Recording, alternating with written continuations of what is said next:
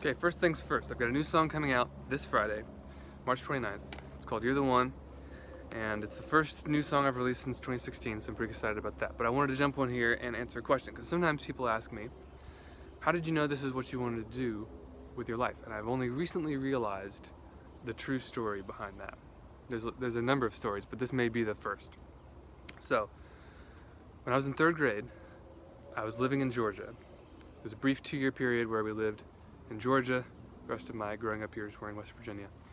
So I was at a new school, didn't know a lot of kids, and they had a program that they were going to do with the 3rd graders where you could sign up to participate in this wax museum day, where you'd dress up in costume, you would do some research on your character, and then kids would go around and like pantomime pushing a button, and you'd give your little spiel.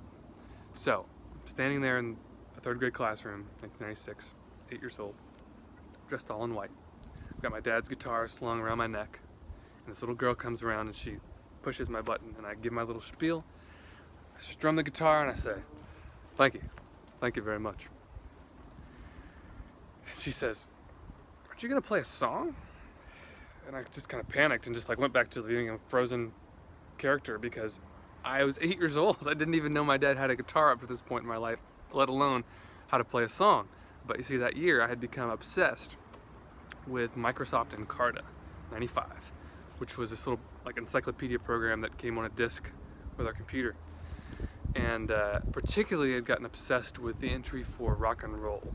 And there were like 20-second samples that you could play of songs from Soundgarden and David Bowie and Elvis Costello, Little Richard.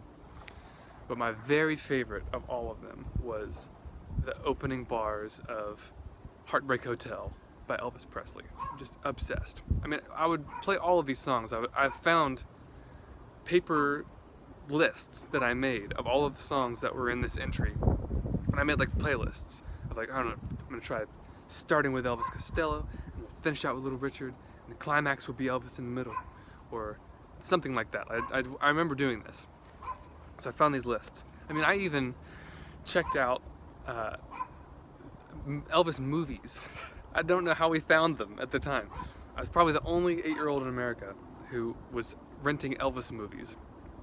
And in 1996, living in Atlanta, you know, there was the Olympics. And Little Richard played the closing ceremonies. And I remember my parents calling me to the room, Drew, Little Richard's on TV. It's 1996. This is so relevant to 8-year-olds. Probably the only one in the country who was stoked to see Little Richard on TV in 1996. Only 8-year-old anyway.